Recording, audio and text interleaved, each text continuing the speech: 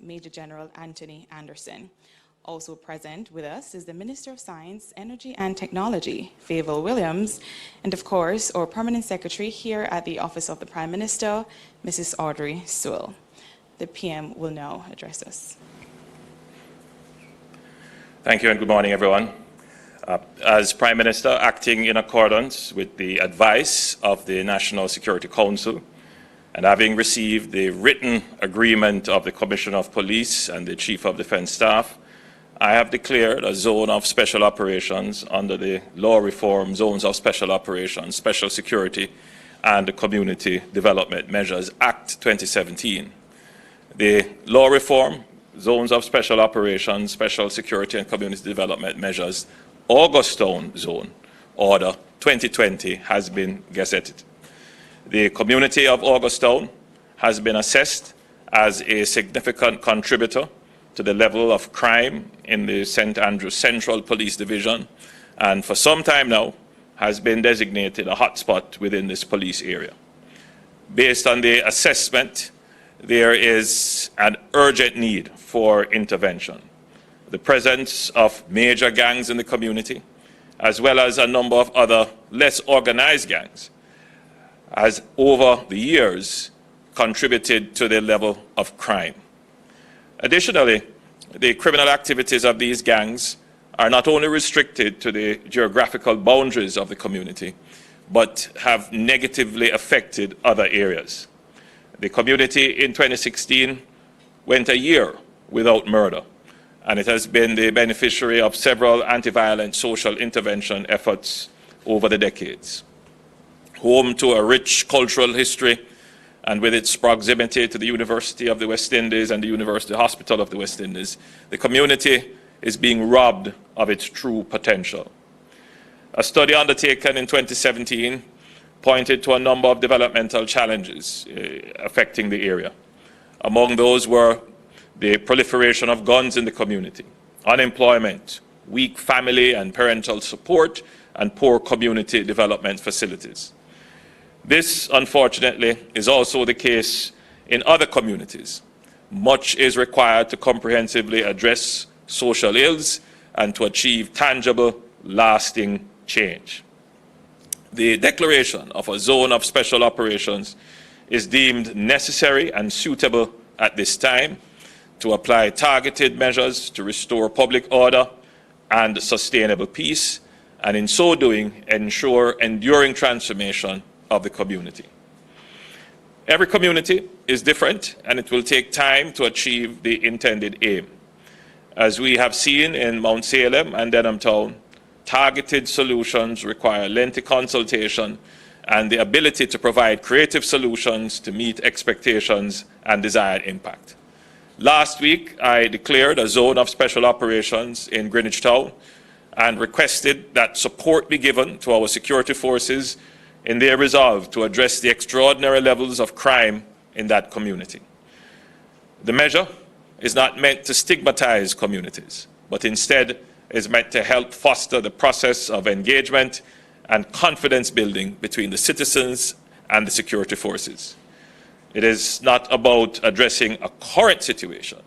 It is about the medium and long-term steps that will positively impact our children and grandchildren and the nation as a whole. So in accordance with the written recommendation of the Commissioner of Police and the Chief of Defence Staff, I have designated Ms. Jacqueline Coombs, Senior Superintendent of Police of the JCF, and Major Kevron Henry of the JDF to be jointly in charge of the operations within the zone.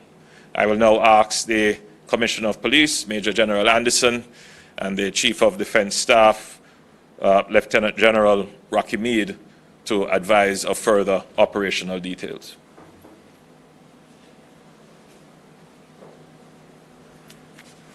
Thank you, Prime Minister, and good morning to everyone. So, Augustown has grappled with the reality of high levels of violent crime for the past few decades. However, unlike many other communities in Jamaica, This community has benefited from a myriad of social intervention programs over the years, and yet here we are today. The situation that faces us is that in a community of 4.7 square kilometers, there are no less than 7 heavily armed gangs who are engaged in active conflicts. These gangs disrupt the lives and livelihoods of the residents and hijack any social intervention process implemented within the community. Since the start of the year, 7 residents of the community have been murdered, and a further 14 people have been shot and injured. All of the murders and shootings in Augusttown have been attributed to gangs, and everyone who has been murdered in the community has died by the gun. In the 16 combined incidents of murder and shooting, over 100 spent casings or rounds from weapons, including rifles and shotguns, were recovered from the scenes. Another reality is that the gunmen from Augusttown often carry out their violent activities in other policing subdivisions. In the neighboring Papine Station area, there have been 7 murders and 3 shootings, which are not unrelated to what happens in Augusttown. Even though other crimes are down in Augusttown this year, the desire among some to commit violent acts continues. A number of gangsters are from the community and live among the residents. Even though they may leave from time to time, we know that there are witnesses who are afraid to say what they know. Therefore, we are creating an environment that will allow persons to come forward and tell what they know. I have visited the community. We have patrolled the streets in good and difficult times, and there has been a consistent, clear message from the residents of Augusttown that they are willing to cooperate with and support the security forces. We need the support and cooperation of the community now more than ever. The Zone of Special Operations is one of several tools within the crime reduction strategy that will provide the security framework for the control of violence within the space. It will also allow for the progression of cases under investigation and facilitate the necessary multi-agency social intervention required to create sustained peace. As a consequence, and in consultation with the Chief of Defense Staff, we have requested that a zone of special operations be declared in the Augusttown community.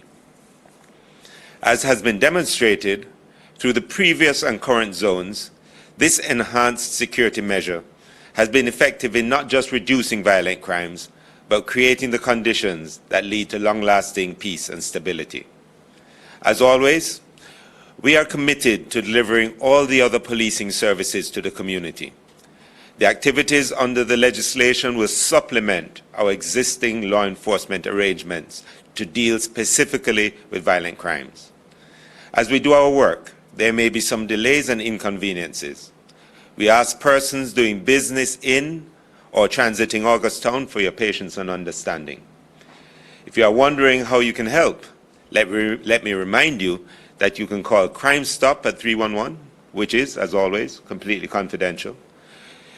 You can comply with the requests and instructions of the joint force that's operating there, and you can adhere to curfew guidelines as established from time to time, and of course, which is very important, notify the JCF of any breaches of professional conduct by members.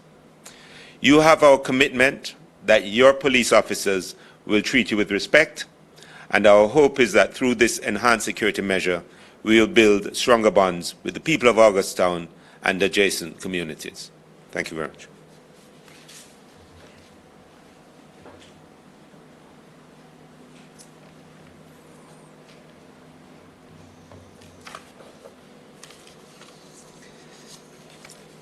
Prime Minister, Minister Chang, Minister Williams, Attorney General, P.S. Sewell, Commissioner Anderson, citizens of Jamaica, ladies and gentlemen, members of the press, good morning.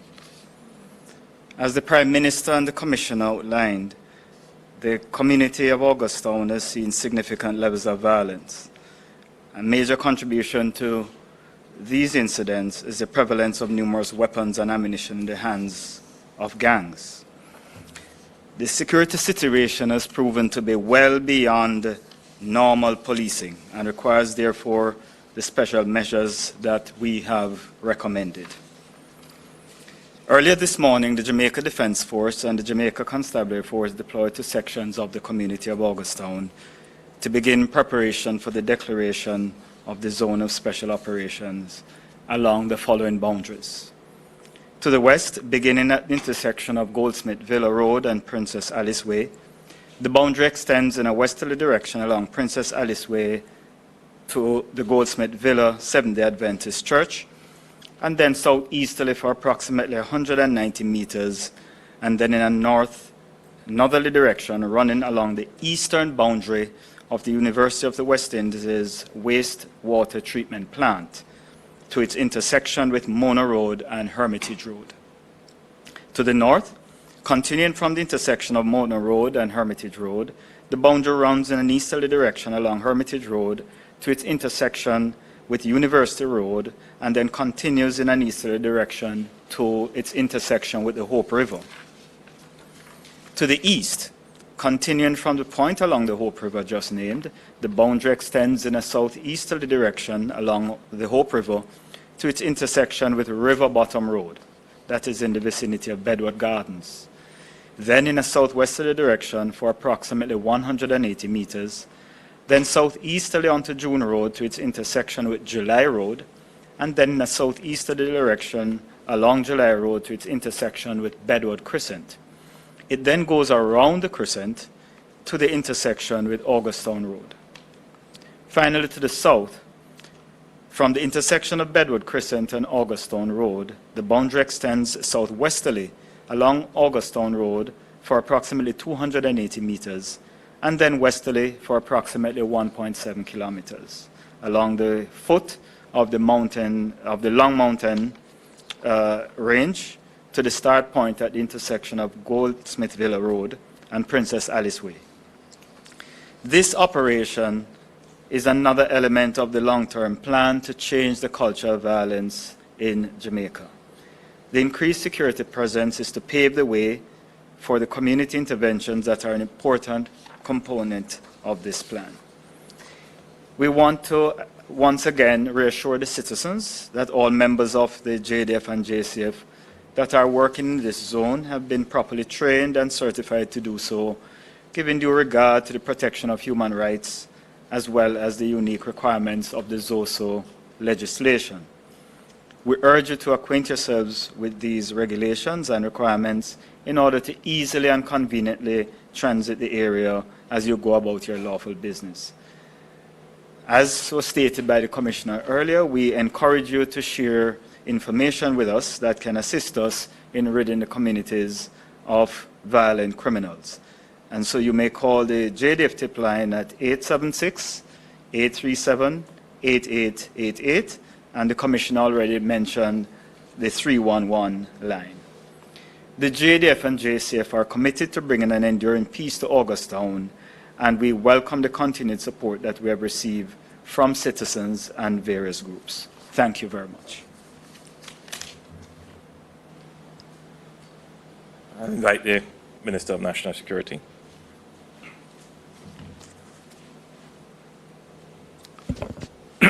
Thank you, Prime Minister, Minister Favour Williams, and Member of Parliament in the affected area, our Attorney General, Mr. Marley Malou Fort, Commissioner General Tony Anderson, and Chief of Staff General Rocky Mead. Good morning to you. The declaration and the recommendation of the Chief of Staff and Commissioner of Police of a zone of special operation in the Augustown area reflects the continued commitment of the Government of Jamaica to bringing peace, safety, and security to the country, and in particular to a number of districts that have been long identified as difficult areas, hotspots by a different language. Indeed, the need to address the broad issues in these communities have long been identified. In fact, the Community Renewal Program was examined very early on as a means of defining these communities. Unfortunately, that program did not work as smoothly as we had wished at the time, and this government has articulated, both in its Plan Secure Jamaica and in the Gov't program, that zones of special operation will be an important tool in addressing the socioeconomic issues in a number of very challenged communities.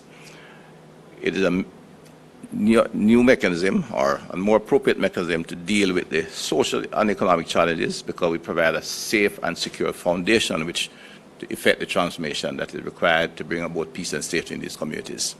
And this declaration is again a reflection for commitment to ensure the District of Augustown will not only have various interventions, but all interventions will be based on a secure foundation.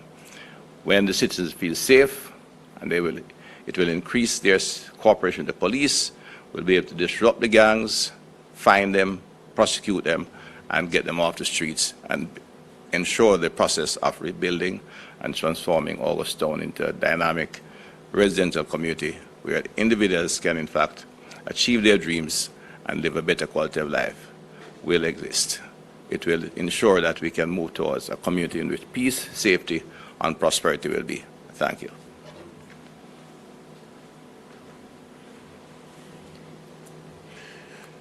We'll now open for a few questions. Thank you, Prime Minister. I wish to acknowledge our Attorney General, Mrs. Marlene Malahou-Fort. Our first question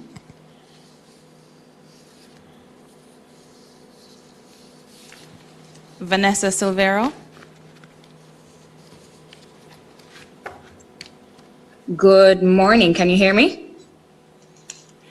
Yes, we're hearing you. All right, great. I have two questions.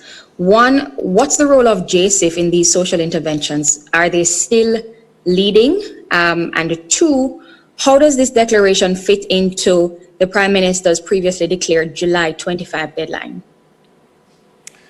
Well, the Jamaica Social Investment Fund is the lead social intervention agency in relation to community interventions under the zones of special operations. It should be noted, however, that the zones of special operations, in terms of its legislative format, actually specifies that there has to be a whole of government approach to social intervention. So along with the declaration of a joint force with persons who will lead those forces, it also requires the declaration of a social intervention committee and name the persons to lead them. I chair the committee, and the deputy chairman of the committee is actually the executive head of the Jamaica Social Investment Fund. So the law contemplates that along with the security intervention, there will be a structured and sustained social intervention from all agencies of government, and the Jamaica Social Investment Fund is the coordinating agency for the implementation of the programs. Of course, there is a more detailed structure as to how the zones are operated, and at a later stage, the Minister of National Security will articulate to the public that structure. In terms of the July 25th deadline, that is the end of the presently declared states of public emergency, which are a different set of measures.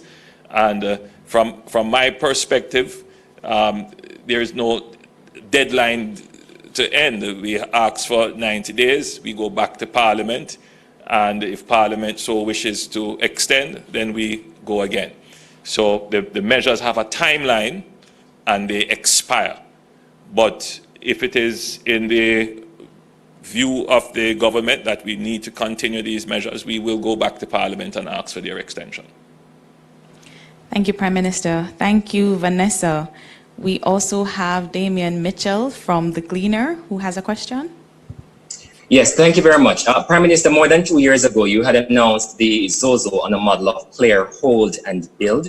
Can you detail the build elements of this ZOSO now in Augustown, the one in Denhamtown, as well as Greenwichtown in particular?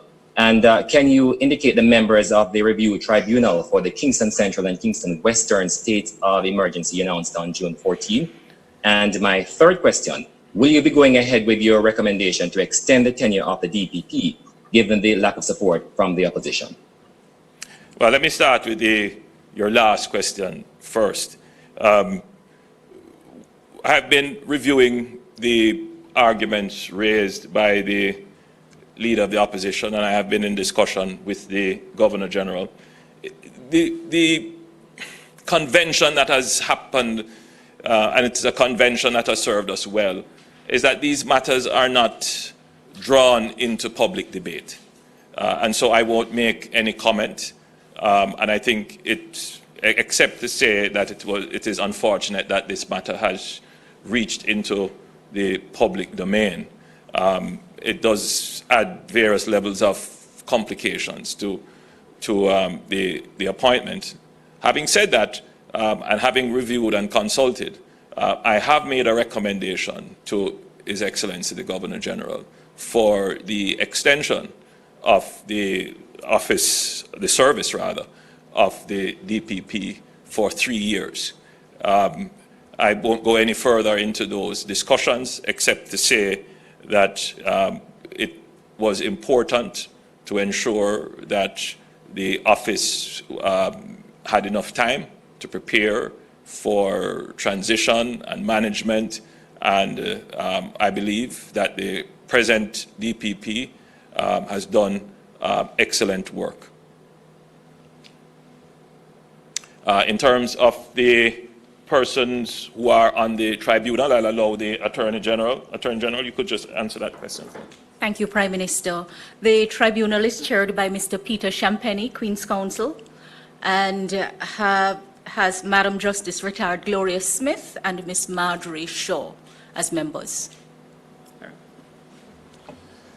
In terms of the build phase, the best example would be the work that we have done in the Mount Salem zone of special operations.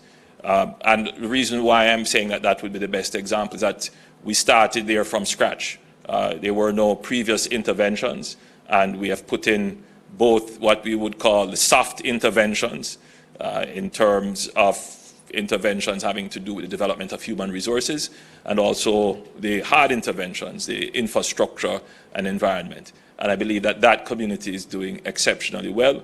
In the Denham Town community, we layered on top of what already existed. In other words, the Jamaica Social Investment Fund already had interventions in place, particularly for infrastructure, sewage and roads to be precise, and we layered on top of that the soft interventions. In the newly declared zones of special operations, we will be focusing on both the soft interventions and the infrastructure interventions, and those should be rolled out in another 2 or 3 weeks. The social intervention committees have been appointed, and they are now about, well, in the Greenwich Town area, we have just appointed that social intervention committee. We'll do the social intervention committee for the August Town community, and then once they meet and decide and make the priorities, then we will start implementation of the various social intervention projects. Thank you for your questions, Damian. I acknowledge Brittany Clark from Nationwide. Hello, good morning, everyone. So my question is for the police commissioner.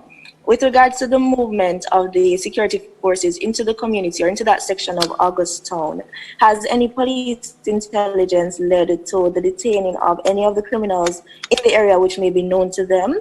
And what level of intelligence has been gathered by the security forces in order to, initiate this ZOSO? And is the exercise going to be that you're going to investigate the sources, or are you going in for specific people? Is it that the intelligence? Sorry, Brittany, there was a little part at the beginning I missed. It sort of was a little garbled. Could you just say? Oh, yes. Okay, yes. I was asking about, since the movement of the security forces into the community this morning, yes, has the police intelligence led to the detaining of any of the criminals in the area which are known to the security forces? Or is it that the exercise is going in so you can investigate closer to the source of crime? Or are you going in for specific people? Has intelligence? So I think the answer would be all of the above. So as to what the results have been this morning, I haven't gotten the feedback on that yet, how many of the persons that we were looking for we got.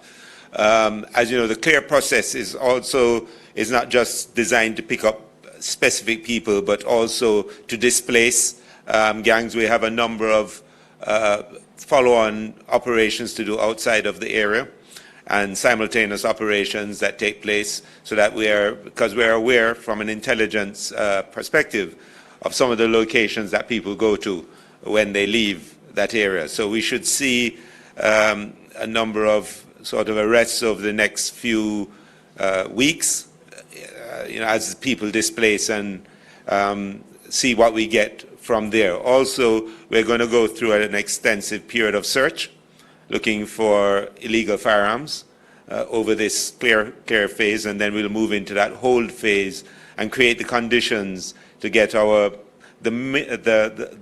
these social intervention groups that generally come in with the zone of special operations, obviously led by JSIF, and get all of that going in Augustown. I think it's particularly on the soft side, there's a lot of work that needs to be done there for long-term results. Thank you, Brittany. We have a question from Ms. Janet Silvero.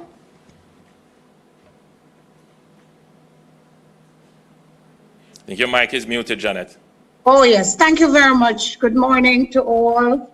Prime Minister, I have 3 questions for you, and I'm hoping you'll be able to answer them for me. It's for the tourism industry, really. The best cash. Many of the hoteliers say that they have not been paid the best cash of $18,000 since it was announced. They have not been paid since April, and many of them say they're out of pocket at this time. They're also unable to access the grants. That's the grants that were promised to them. So they would like to find out what's the status. And the fact that a committee was supposed to have been established, where has that reached? In addition to the fact that the TAJ has been sending them technical advisories of demand notice, saying that they are owing them for the additional money that they had to pay for persons who have to pay PAYE, which would be, so instead of paying $18,000 to their staff, they ended up having to pay $19,000. And those who never paid are being asked by the TAJ, or the accountant general needs to get in, that they need to start paying that money now. However, they are not the ones who are supposed to be paying, but the Ministry of Finance. Would you be able to give us some information on that? Janet, I'm aware of the situation, and I note that you have taken the opportunity to bring further public attention to it. I have received inquiries, indeed complaints, from some hoteliers and people in the tourism industry regarding this matter. I have had discussions with the Minister of Finance on this matter. The Minister of Finance, I believe, addressed some of this in his presentation yesterday in Parliament. And what I will do is undertake to have him directly respond to you with the answers so that you could, as a journalist, publicize them in your news outlet. I wouldn't, as it's our protocol, speak on these matters directly because, one word could lead to confusion. So it is best that the Minister of Finance addresses this matter. But suffice it to say, from what was explained to me, is that he is aware of it. He has responded to complaints that have been made to him, and the government will pay, but there are steps that have to be taken. The Ministry of Finance has to ensure that every single dollar that it spends is accounted for appropriately. Thank you, Ms. Silvera. We have now Mrs. Dion Jackson-Miller from the RGR Communications Group. Mrs. Miller? Thank you so much. A couple of questions. One, Mr. Prime Minister, you're on record as saying you wouldn't hold an election while states of emergency are in operation, would it be fair to conclude that the same doesn't hold for the ZOSOs? And is it that by July 25, when the SOEs expire, they'll be replaced in all those areas by ZOSOs? That's one. Two, in relation to the issue of the DPP, you said in response to Damien that you think it's important for there to be time. But the Constitution does set a retirement age of 60, which means the time for the expiry of the tenure is well known. So there is time to plan. So how does that hold up in the context of someone who might ask why? And finally, and I'd also love the AG to comment on this as well, rather than go through this process every time there is a DPP who is about to approach retirement age, why not have a parliamentary debate as to whether the constitutionally mandated retirement age of 60 should be extended? Dion, that's a good question, and it's something that I'll actually take under serious consideration because as you say, we've always had this challenge. I think that generally most persons would agree that the current DPP has done a fairly good job in building out the office of the DPP. And I think that's not just in the execution of her role, but certainly in terms of strengthening the institution itself. And from the government's perspective, we were satisfied. We paid attention to the considerations and concerns raised by the leader of the opposition, and after consultation and with deliberations as well internally and with the Governor General, we decided to extend her term of service for another 3 years. And just looking at it from a public good point of view, I don't believe that any harm has been done. And I think that the expression of confidence in the work of the DPP will ensure that the public continues to be well served. And of course, the issue raised by the leader of the opposition, which I found to be a very curious concern, that the DPP, that an incoming administration should not be in any way tied to the existing DPP. I wasn't convinced by that argument, which I found to actually undermine the Constitution and the authority of the office. And I've found that to be an unfortunate statement which was raised in the public domain. In terms of whether or not the SOEs will be replaced by zones of special operations, then you will know that the zones of special operations are an entirely different form of crime fighting strategy and social intervention, quite different from the states of public emergency. So the ZOSOs will continue to be declared in communities that we feel are suited for such declarations. They are not of the scale and magnitude as would be the declarations of states of public emergency. They will operate on a totally different platform and a totally different basis of declaration. As I said earlier, and you have pointed out as well, that it would not be my intention to have an election conducted during states of public emergency.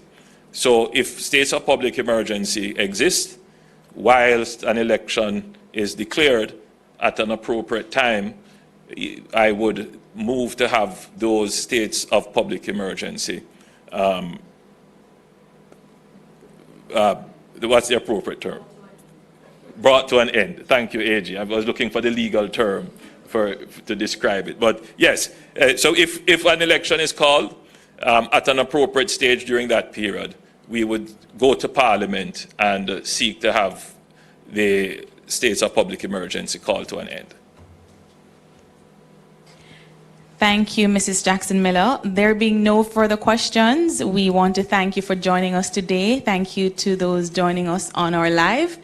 Thank you to the members of the media. Thank you to our speakers, the Prime Minister, the Minister of National Security, our security chiefs, the Attorney General, our Permanent Secretary, and the Minister and Member of Parliament for the area in which the ZOSO was just declared. Have a good morning, everyone. Thank you, everyone.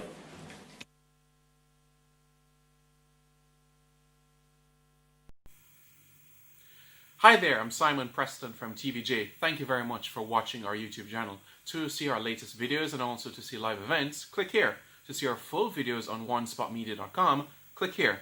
Thank you very much. Get moving! Home workout series with Jamaica Moves.